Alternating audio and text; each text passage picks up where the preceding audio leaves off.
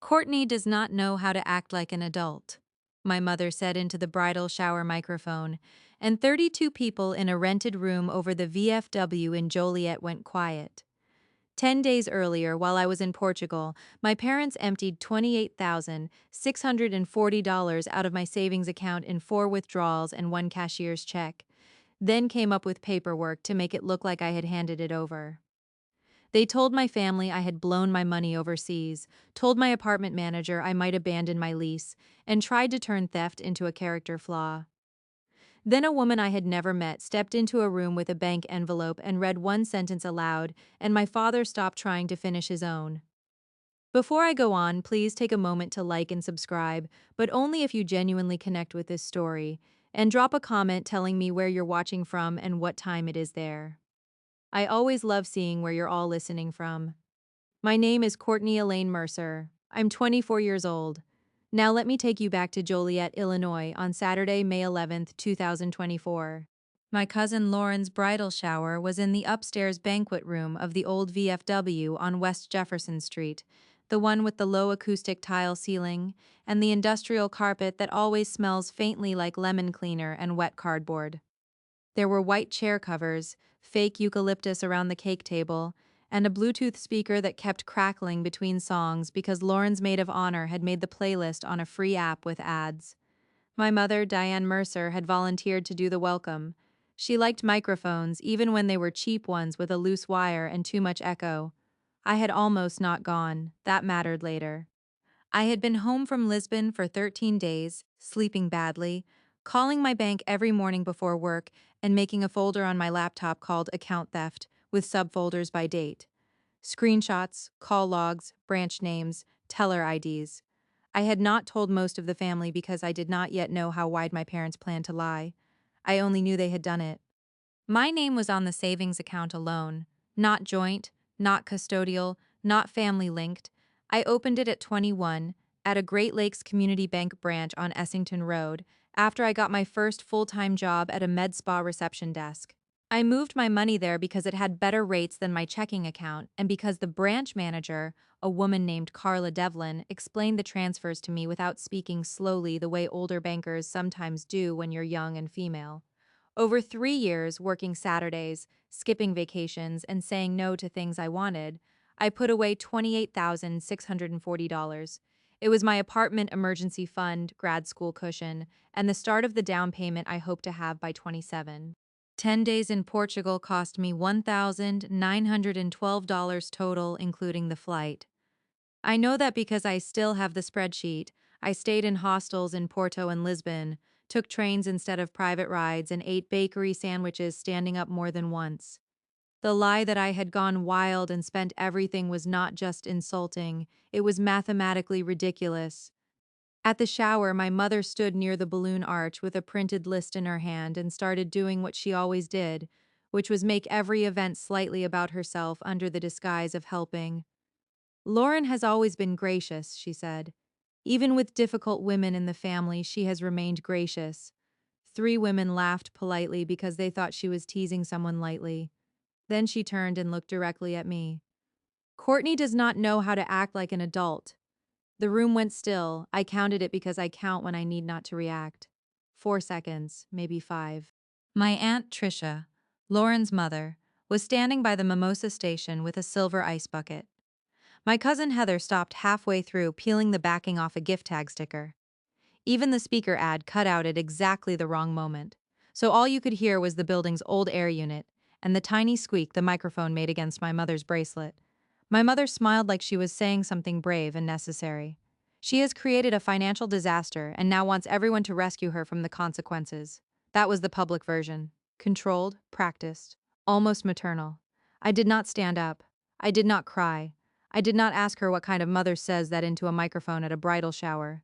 Instead, I took out my phone and opened notes and typed the time, 2:17 p.m. Then I typed exact words as close as I could remember them. That is how long it took them to try to turn theft into personality. My father, Stephen Mercer, was by the coffee urn with his hands in his pockets, nodding once in that restrained way men do when they want to look reasonable while standing next to something rotten. He worked then as a loan officer at a regional credit union in New Lenox. He liked to explain rates and risk and what lenders look for. He had spent my whole life sounding trustworthy for a paycheck. It made this easier for him than it would have been for most people. I stood and said, I am not discussing this here. My mother lowered the microphone 2 inches. You have discussed it with enough people already. That line was also for the room. It told everyone I had been dramatic and indiscreet. It suggested there was some embarrassing private mess she was nobly containing. She had done versions of that to me since I was 14, but this time she had a fake letter and missing money on her side, and I had not yet found the person outside our family who could break it open. I left before the gift bingo started. On my way down the narrow stairs with the brass rail, I could smell stale beer soaked into the wood from events held there years before. Lauren caught me at the landing in her cream dress and said softly, I didn't know she was going to do that. I know, I said. She looked at me in a way that told me she knew more than she was saying. Not enough yet, but some. If you have ever had that moment where you know everything is about to change, and you also know you have to behave normally for another 10 minutes, you know exactly what that stairwell felt like. Your body goes cold first, your mind gets clean after. Stay with me, because what my cousin said in the parking lot that afternoon sent me back to one Tuesday in April, and that was where the real story started. Now let me take you back to Tuesday, April 23rd, 2024 at 7:16 in the evening, in the arrivals line outside O'Hare Terminal 5. My suitcase smelled faintly like laundry detergent and airport dust. I had been awake for almost 20 hours. My skin felt gritty, and I had a paper bag from the airport Dunkin' with stale hash browns I never ended up eating. My phone came off airplane mode all at once. Texts landed in clumps. Work group chat, my friend Malia asking if I got home safe. One message from my mother at 11:32 a.m. that said, watered your plants. Mail collected, you should call us when you land. Another from my father at 1:14 p.m. that just said, need to discuss some financial concerns. That wording hit me wrong immediately, not because I knew then, because my father only texted like that when he wanted to sound official. I got into my blue 2014 Honda Civic in economy parking lot G, connected my phone, and opened my banking app while the windshield wipers squeaked across a dry windshield because I hit the wrong setting. My checking account was fine. My savings account balance loaded a half second later, $42.11. I stared at it and thought the app had glitched. The week before I left, the balance was $28,682.11. I know the exact amount because I transferred $40 from checking to savings on April 9th and joked with my friend that I was becoming the kind of woman who moved tiny sums around for discipline. There should not have been $42 left. There should have been everything. I refreshed the screen 3 times. Then I opened transactions. April 16th, cash withdrawal, $6,000, Great Lakes Branch, Essington Road, Joliet. April 17th, cash withdrawal, $6,000, same branch. April 18th, cashier's check, $9,840 made payable to M&R Auto Plaza. April 19th, cash withdrawal, $4,000, same branch.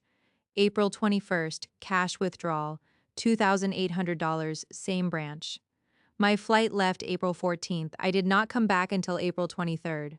I called the bank from the parking lot with one hand shaking so badly I had to put the phone on speaker and brace it against the steering wheel. The hold music was a piano version of What a Wonderful World, which should be illegal when someone's life is being lit on fire. A woman named Kelsey answered. I wrote her name down. I still have the notepad page. I told her I was looking at unauthorized withdrawals from my savings account. She put me on hold and came back sounding careful. Miss Mercer, I do see notes on the account that authorization was provided in writing for temporary family access. I said, what does that mean? It means a signed letter was presented in branch. I never signed a letter. Silence on her end. Keyboard clicks. Then you need to come into a branch with identification as soon as possible. I drove straight from O'Hare to the 24-hour Walgreens on Route 53 because I needed water and because the thought of going home first made me feel physically trapped. I bought a notebook, a black Sharpie, and 2 manila folders. Then I sat in the parking lot under the pharmacy sign and wrote down every transaction and every person I had spoken to with timestamps from my call history. I did not go home. I did not call my parents. Instead, I drove to my apartment in Plainfield, locked the deadbolt, and downloaded 3 months of account statements onto my laptop. At 8:56 p.m., my father called. I let it ring 4 times and answered on speaker while the sink ran because I wanted a neutral sound in the room. "Courtney," he said, calm as ever. "Your mother and I understand you're upset. Did you take money from my savings account? We moved funds to address an urgent family matter. Moved funds like furniture. You stole $28,640 from me.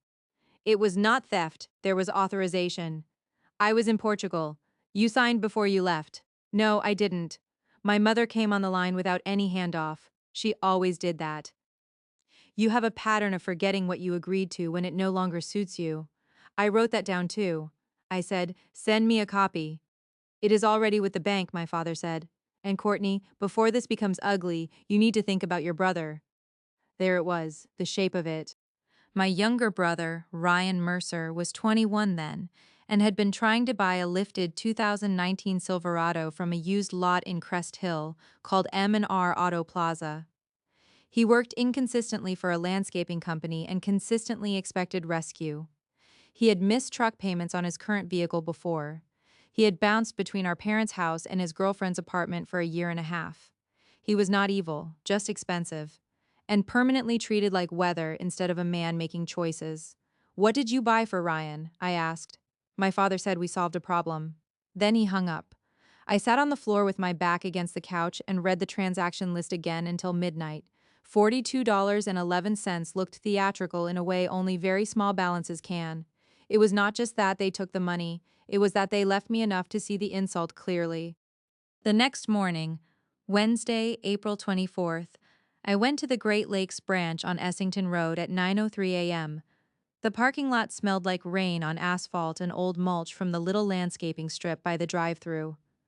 Inside, it smelled like printer toner, coffee, and the faint lemon furniture polish they used on the side tables with the promotional brochures. I asked to speak with a branch manager. A woman named Angela Pena took me into a glass-walled office with a fake ficus and a framed photo of the Chicago skyline. I told her the withdrawals were not mine. I told her I was out of the country. I showed her boarding passes, passport stamps, and photos with metadata from Lisbon and Porto. She looked sympathetic but cautious. She turned her monitor slightly and said, "A letter was presented on April 15th. It states that due to international travel and spotty service, you authorized your parents, Stephen and Diane Mercer, to assist with urgent banking needs on your behalf." She printed me a copy after I asked twice. It was on plain white paper, no letterhead, my name typed at the top, a fake paragraph in stiff language that did not sound like me. I, Courtney Elaine Mercer, hereby authorize my parents' temporary access to my savings funds for emergency family disbursement during my period of travel. My name was signed at the bottom in blue ink. The signature was meant to be mine. It was close enough to be insulting. I signed my Courtney with a long loop on the Y. Whoever did this made the Y short and neat. The E in Elaine had a little break in the line. Mine does not. And the date was written as 4/13/24. I always write the month as a word if I am signing anything remotely important because my 8th grade civics teacher told us once that numbers can be altered more easily. I had been doing that for 10 years. I did not write this, I said. Angela folded her hands. Then we need to escalate this to fraud review. Plain language, human language. That was all I wanted from people. I asked for copies of everything they could legally give me that day. Signature card on file, transaction details, branch visit notes, check image, CCTV request process, teller numbers attached to each transaction. Angela said some records would have to come through the fraud team, but she printed what she could and wrote down a case reference number on a sticky note. FR-24-1187. I put it in my left folder. That folder would grow thick enough to matter. At 11:21 a.m., while I was still sitting in my car outside the branch, my apartment manager, Monica Reyes, called from the leasing office in Plainfield. I remember the exact time because the dashboard clock and my phone matched and because what she said made me sit up so fast I hit my knee on the steering column. "Hey, Courtney, sorry to bother you at work time," she said. "Your parents called asking about early lease exit procedures. I told them I could only discuss account matters with you." I closed my eyes. What exactly did they say? Monica hesitated. That you might have become unstable while traveling and could abandon the unit without notice. Not the dramatic kind of betrayal, the administrative kind, the kind that tries to set a soft paper trail behind your back. So if you protest later, you sound defensive. I said, please note on my file that they are not authorized to discuss anything. Already did, she said. And for what it's worth, it felt weird. I wrote down her exact words, too. By Thursday evening, April 25th, my mother had told my Aunt Tricia, my grandmother Ruth, and at least 2 women from church that I had burned through nearly $30,000 overseas and was now accusing family because she was ashamed.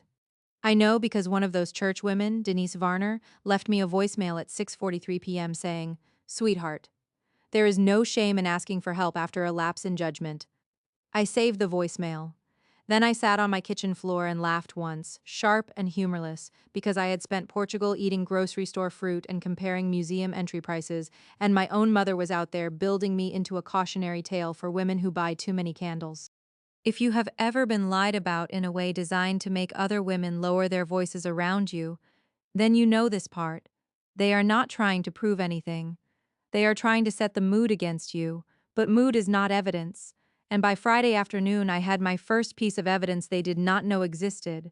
My cousin Lauren texted me at 4:12 p.m.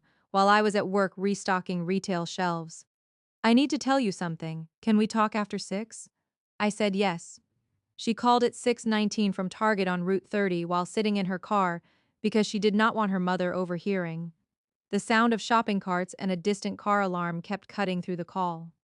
She said, 3 days before your trip, your mom was at my house helping with shower favors. She asked if your passport name matched your bank signature, which I thought was weird. And then she asked if Ryan had ever signed your Christmas cards as a joke because he copies handwriting well. I remember it, because I told her that was a creepy question and she laughed. I stood still in my kitchen. "Did you tell anyone?" I asked. "No, I didn't know what it meant then." There's always someone who noticed something and filed it away because they had no frame for it yet. That does not make them innocent. Exactly. But it makes them useful once they decide to stop staying quiet. I thanked her. Then I typed her words into notes and emailed them to myself with the subject line, "Lauren call, April 25, 6:19 p.m." I had been keeping that folder for 3 days. Now let me take you back to Monday, April 29th, 2024, at 10:47 in the morning, to the break room behind the med spa where I worked in Naperville. The break room smelled like microwave popcorn, acetone from nail services, and the vanilla creamer one of the nurses always used too much of. I was eating cucumber slices from a plastic container and reading the fraud team's email for the 4th time. Great Lakes had frozen any further movement on the account and opened a deeper review. They wanted a sworn statement from me, copies of travel records, and any communications from the people who claimed authorization. I could do that. What I could not do was make my parents stop moving ahead of me. At 11:02, my direct supervisor, Jessica Halloran, asked if she could speak to me in her office. The tone was wrong, too neutral. Inside, she shut the door and said, "Your father called the front desk and left a message that there may be a financial issue affecting your reliability and that we should be aware in case of wage garnishment or legal contact." He had tried to contaminate my job. I said, "There is no wage garnishment, there is no legal contact. He stole money from me."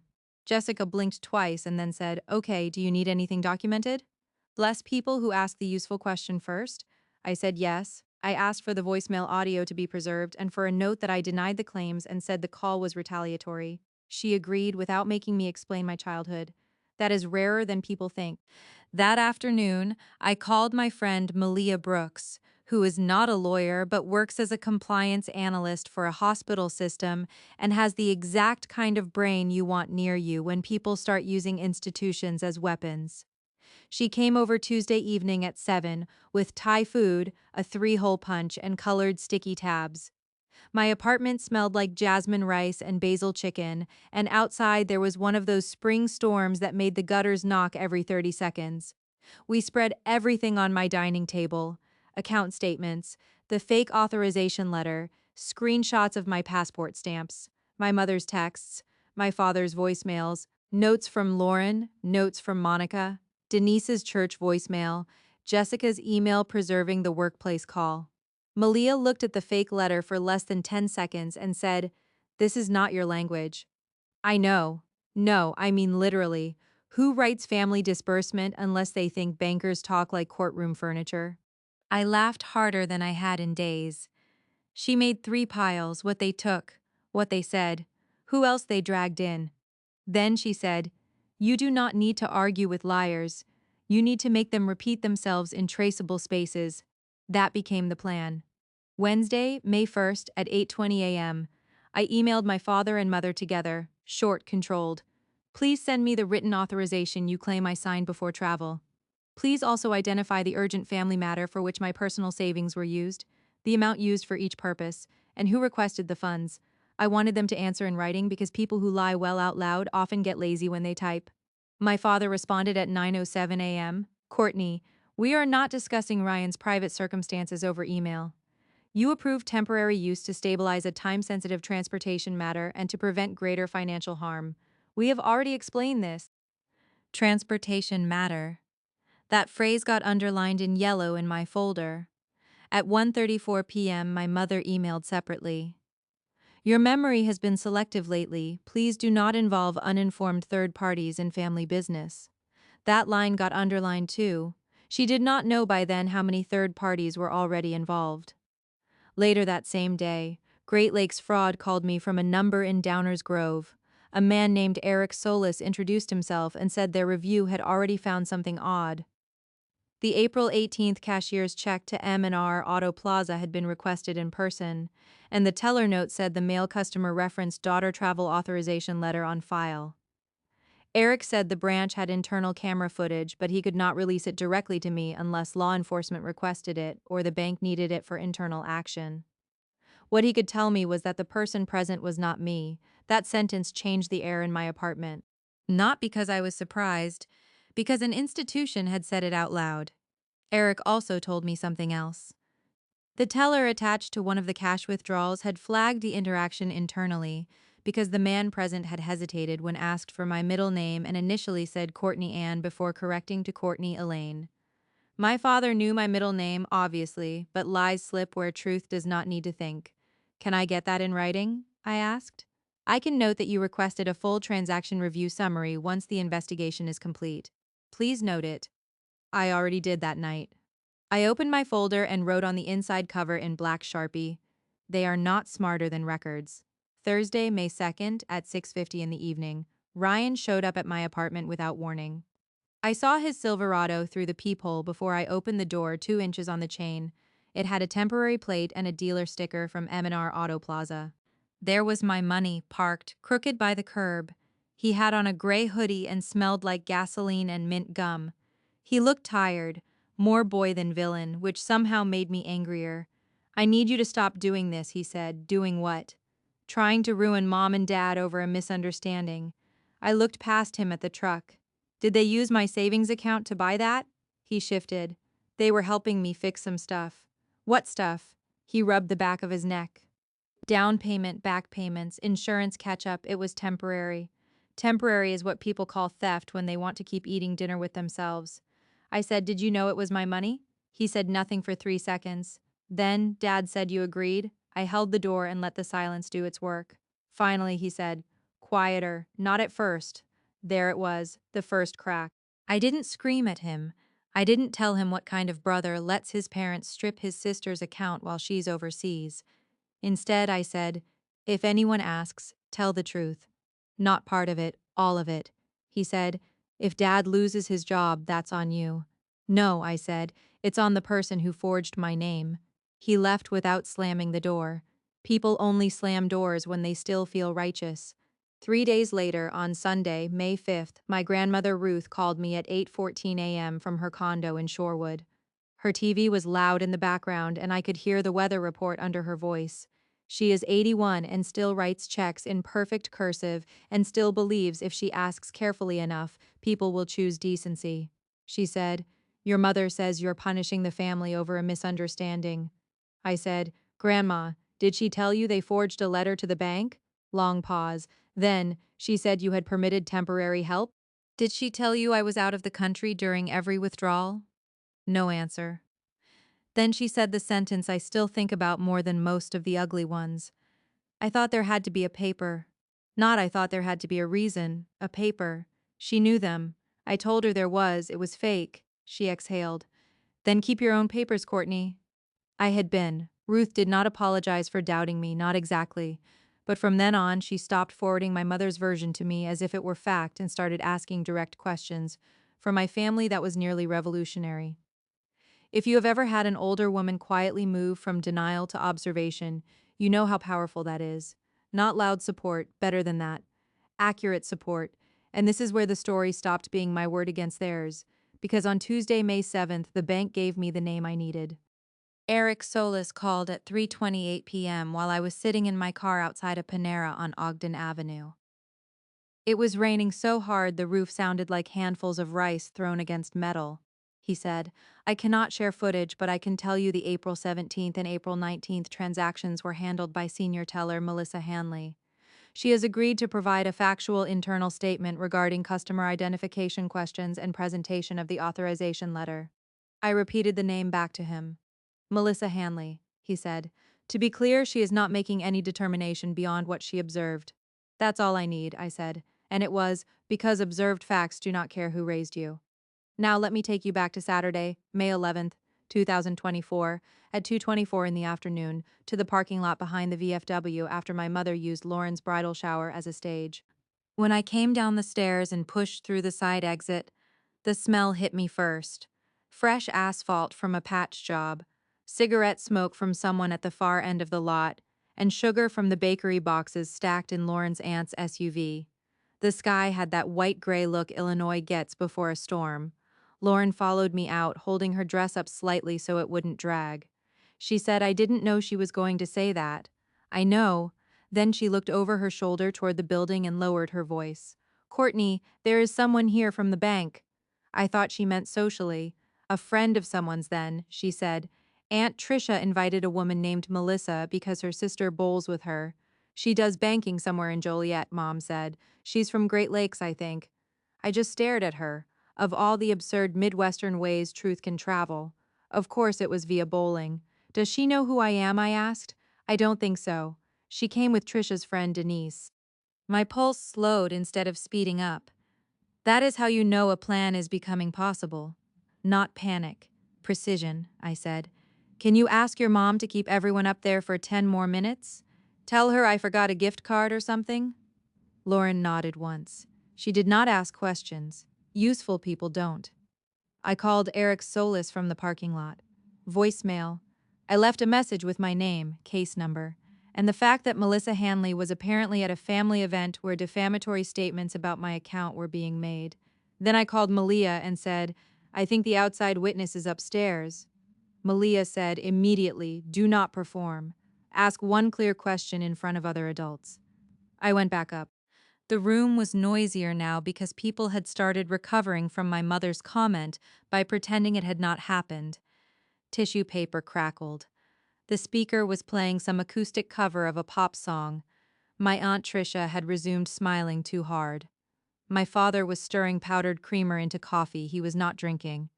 Near the back wall by the raffle basket table stood a woman in her late 40s in a navy cardigan, holding a paper plate with fruit and a sausage pinwheel, shoulder-length brown hair, rectangular glasses, conference badge tan line still visible at her neck. I recognized her from the branch profile photo on the Great Lakes website only because I had become the kind of person who checks teller pages at 1 in the morning. Melissa Hanley. I walked up with Lauren beside me and said, Hi, are you Melissa Hanley from Great Lakes? She looked mildly surprised. Yes, my name is Courtney Mercer. I saw the recognition happen in her face one beat later. Not guilt, just professional alarm. I kept my voice calm. My mother just told this room I caused my own financial problem. Since you're here and since you handled transactions on my savings account while I was in Portugal, can I ask one thing? Did I ever appear in person at your branch that week?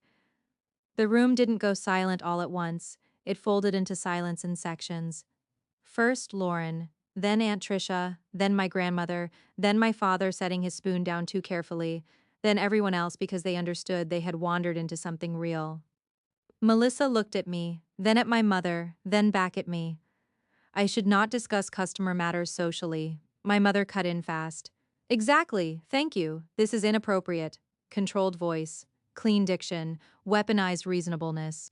Then Aunt Tricia said, "From behind us, Diane, you used my daughter's shower to say she spent all her money overseas. If this woman knows that is not true, then she can answer one factual question. People are braver when the event is already ruined." Melissa set down her plate. "I can state what I personally observed. The customer present for those transactions was not Courtney." No one moved. My father's mouth opened slightly. Melissa continued because now she had crossed the line where finishing cleanly was easier than retreating. "A male customer presented a letter authorizing temporary access and at one point gave the wrong middle name for the account holder before correcting himself. That was noted." The room stayed silent for maybe 6 seconds. Long enough that the air unit came back into focus. Long enough that I could hear one of the younger cousins whisper, "Oh my God." My father said, "This is not the place," one broken sentence. That was all.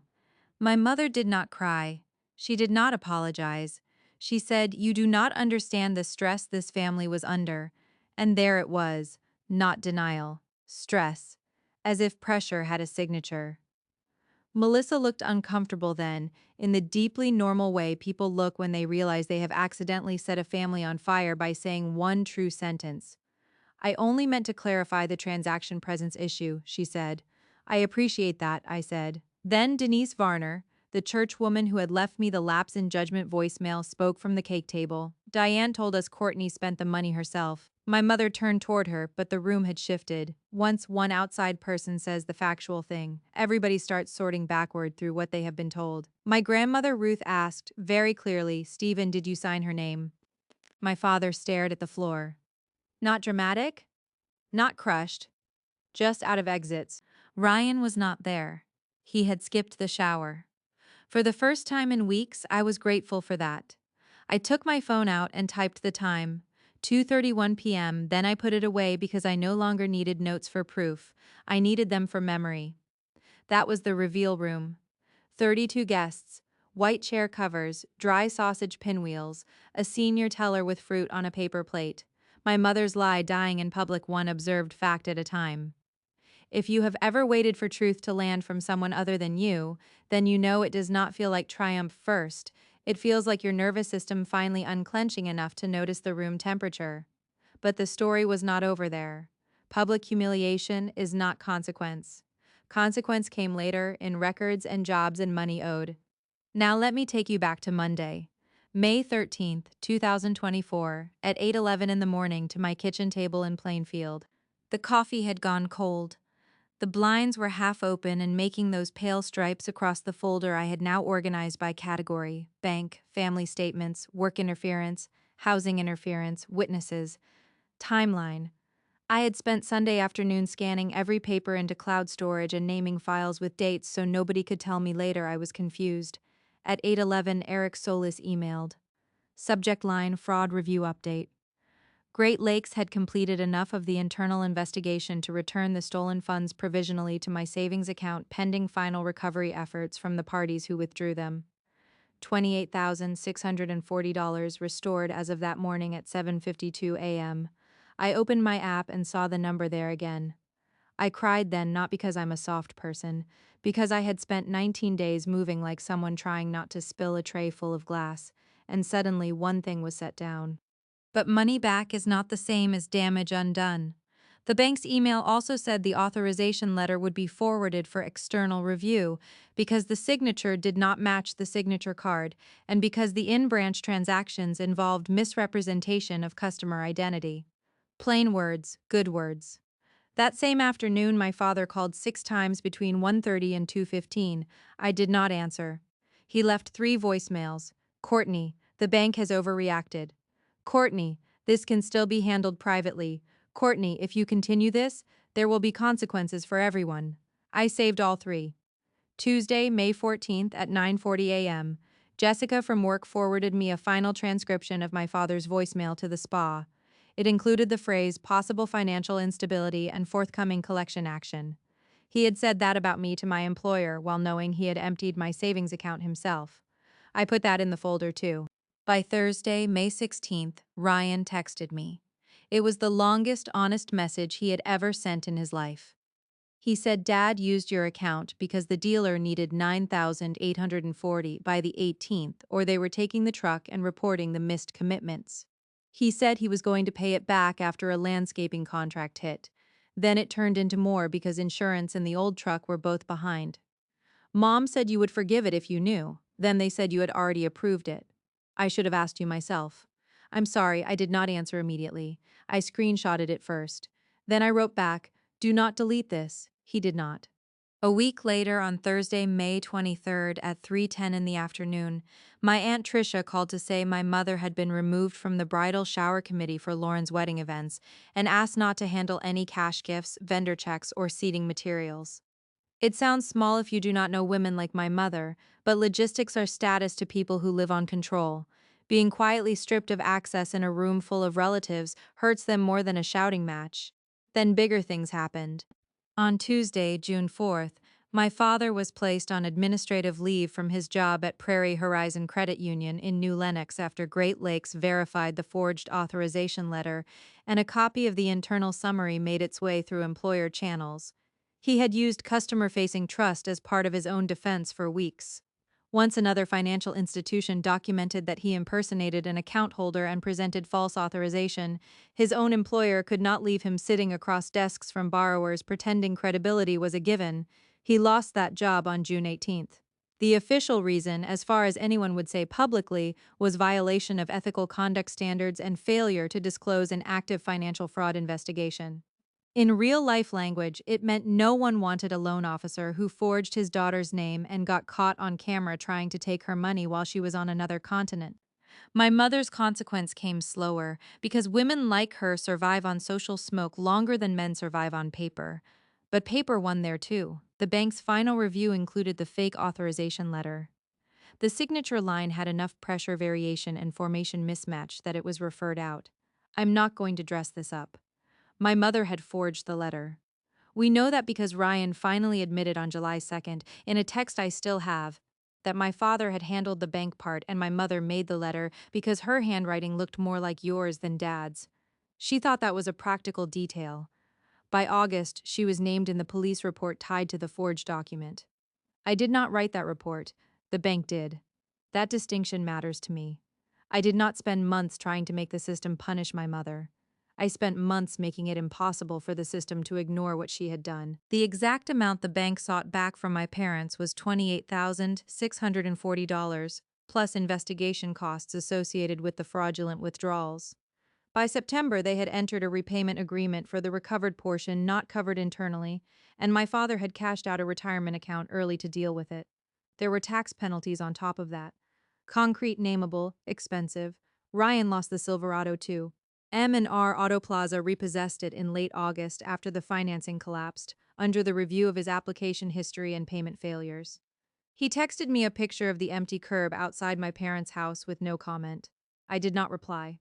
My apartment manager, Monica, sent me a one-line email in June confirming there had been no mark on my lease file connected to my parents' call, and that all outside contact attempts had been documented as unauthorized. I keep that email because sometimes the smallest corrections matter. They had tried to build a story about me everywhere. Some doors held. My grandmother Ruth changed her emergency paperwork that summer. Not her will, other papers, medical contacts, financial helper forms. My mother was removed from two of them, and Aunt Tricia was added instead. Ruth did not announce it. She just told me over tea one Thursday in Shorewood, with the smell of Lipton and cinnamon toast in her condo kitchen. I am too old to pretend not to have seen what I saw. That line did more for me than most apologies. As for the family, there was no grand split. Families like mine do not fracture neatly. They ooze around the truth and keep setting tables. Some people still invite my parents and me to the same holidays as if place cards can solve ethics. I do not go often. When I do, I drive myself and leave early. Lauren got married in October in a restored warehouse in Lockport with string lights and brick walls. My mother attended as a guest, not an organizer. She wore navy and spoke softly all evening, which for her is close to a public sanction. At one point during cocktail hour, she walked up to me near the bar where they were serving an oversweet pear martini and said, "I hope one day you understand that we were trying to protect the family." I said. You protected Ryan from being uncomfortable and used my name to do it. She opened her mouth, then closed it. That was all. If you have ever wanted a perfect apology from someone who is structurally incapable of giving one, I need to tell you something you probably already know. Winning does not make them insightful, it just removes their room to lie. Sometimes that is enough, sometimes it has to be. I'm 24. I still have the folder. The physical one and the cloud backup and the screenshots in a locked album on my phone. I moved most of my savings to a different bank in June, and yes, I changed every security setting they offered. I did not become paranoid, not the frantic kind, the accurate kind. People ask whether I speak to my parents now. Some, carefully, never about money, never without records when it matters. My father texts on birthdays in full sentences with too much punctuation, like a man trying to sound decent from behind glass. My mother sends articles about family healing with no note attached, which somehow feels more insulting than silence. I reply when I choose to, briefly. There are things I still cannot do without feeling it in my chest. Leave the country without checking my accounts twice a day. Hear a bank hold song without getting tense. Walk into that branch on Essington without remembering the smell of printer toner and realizing my life had split into before folder and after folder. That damage did not disappear because I won, but I did win. My money came back. My name was cleared in front of the exact people they had tried to stain it in front of. My job was untouched. My lease stayed clean. The fake letter did not become a family misunderstanding just because they repeated that phrase enough times. My father lost the job he used as proof of his own integrity. My mother ended up named in a report over a forged document she kept calling just paperwork. Ryan lost the truck bought with money that was never his, and the sentence that broke it open was not mine. The customer present for those transactions was not Courtney. That was what it took. One woman with a paper plate at a bridal shower. One factual sentence from outside the family. One room full of people hearing the truth in a voice that had nothing to gain from me. I think about that sometimes when people say documentation is cold, or petty, or unnecessary. Documentation is not cold. It is what warmth looks like when no one in your own house will tell the truth. It is how you hold on to yourself until the right person says the right sentence in the right room. I wish I had a softer ending for you. I do not. What I have is a truer one. I still have parents who chose my brother's convenience over my safety. I still have relatives who refer to that spring as the money mix-up because accuracy would require character. I still keep records. I still leave when a conversation turns slippery. And if my mother ever says again that I do not know how to act like an adult, I think the only honest answer is this. I learned from the week she emptied my account and smiled into